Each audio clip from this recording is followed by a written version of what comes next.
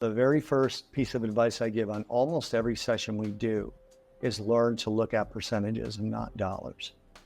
Somebody asked me that yesterday. I was actually out with a friend, and he said, "Why do you say that all the time? I hear so many sessions and different interviews where you say that."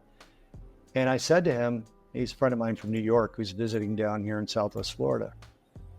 And he goes, I don't really understand what you mean. And he's in the markets. He's a bank trader. I said, well, it's like this. If I told you a hedge fund, and Stephen, you can answer these questions. If I told you a hedge fund made 14% and another hedge fund made 38%, who performed better? It's a hedge fund that made 38%. Okay. Now, if I tell you one hedge fund made $38 million and the other hedge fund made $140 million, who performed better? I'd say the one that made $140 million. Okay, you're wrong. You know why? That's the one that made 14% on $1 billion, and the other one made 38% on $100 million. Yeah.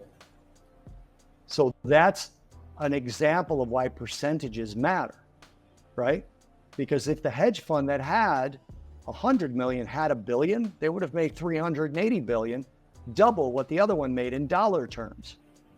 But in percentage terms, they outperformed. Do you ever notice that if you watch financial television and they introduce a hedge fund manager or a long-only mutual fund manager, and they'll say they're outperforming the index by 7%. They never say you've made 3 billion this year. They never say that, because they would be disrespecting the smaller hedge fund managers who might actually be smarter, might actually have a better process. So the first thing you want to do is adjust your view from money to percentages.